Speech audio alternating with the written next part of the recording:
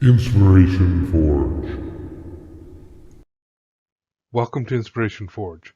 This is John, aka the Angry Dwarf. This is part 3, the final part of the Roman Watchtower build. So if you haven't watched part 1 and 2, their links are in the description below. Have a watch if you want to watch the build in order. Part 3 is all about now putting the roof on this thing. So let's get to it. I'm not a big math guy, so I often just wing it and mess around until I get something that ends up working. Here I am figuring out the roof angles. Primarily I wanted it to look good and still be able to see a mini on the upper deck. I thought a quick diagram might help explain what I'm doing here. I built an internal cross brace structure since the roof itself gets lifted on and off as it's the top of the dice tower and not a fixed part of the structure.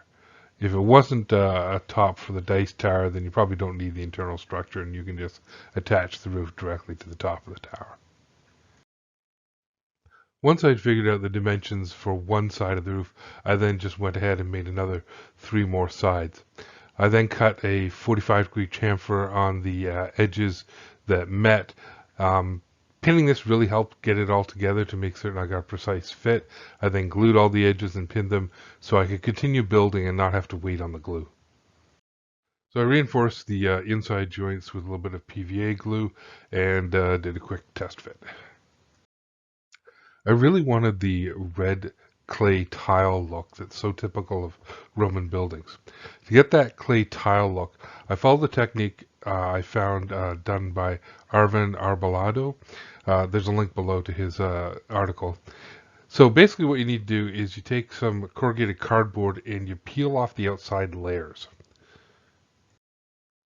Getting the cardboard to peel off cleanly was a bit of a challenge. I found that using the back edge of my knife worked the best for me to help scrape it off as I peeled it back almost ridge by ridge. Once you have a section of cardboard done, you're going to want to cut this into strips, basically the width of what you want your tiles to be. The very first row of tiles, you want to leave the back of the cardboard on. This will allow you to create a little bit of an overhang. All the remaining strips, though, you want to make certain you get the backs off all of the remaining ones, so it's simply the ridges that are left. The rest of the steps are just regular tile or shingling technique. You start at the bottom, stay parallel, and overlap the ridges. Roughly, I took up sort of half, 50% overlap of the next layer. What you may find is that some of these, I mean, it's just cardboard, ridges do get deformed. Really simple way to fix this is just use a bamboo skewer. And the nice thing about this is you can literally slide it down the entire roof and line them up if you need to, just to get them nice and smooth and rounded again. To finish the joints where the sides of the roof met, I cut some small rectangles of cereal box cardboard and bent them in half. And then I just singled from each edge along from the eaves all the way up to the peak. I used one small pyramid of cardboard to make the cap, and then I base coated the entire thing in a Black Magic Craft base, but I used brown paint instead of black. I ended up with a really nice clay tile look to my roof. Unfortunately, I've got no formula for my paint mix. I literally remixed this over 6 times and repainted the entire roof 6 times until I got a look that I liked.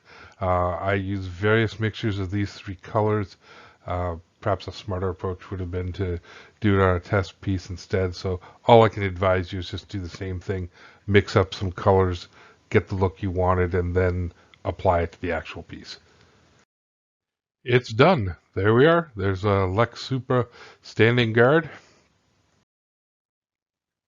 So here's some close-up views. Again, I was particularly happy with how the texturing turned out, the paint job. Sometimes you're in the middle of a build and it's all a mess and it's all going sideways on you.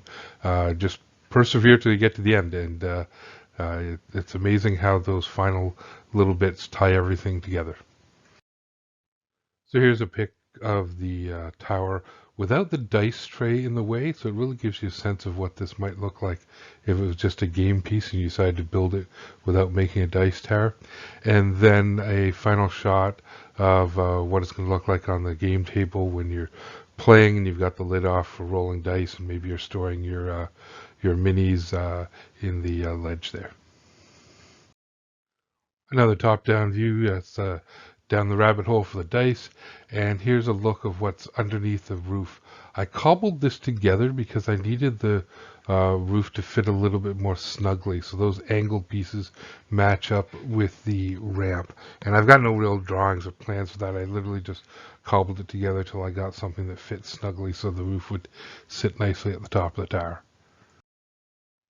So one final shot of the build, along with a couple of comparisons of real scale replicas of Roman towers. I hope you found that this build was fun and inspiring. So thanks for watching. If you enjoyed the video, please click like and subscribe, and hammer that bell. If you'd like to find more of my content, you can check me out on Facebook. If you like some merchandise, I have a store on TeePublic, both of those under the Angry Dwarf. And if you're at all interested in fantasy maps or would like to commission a map, you can check out my site, williamsonsmaps.com. This is John, aka the Angry Dwarf, signing off.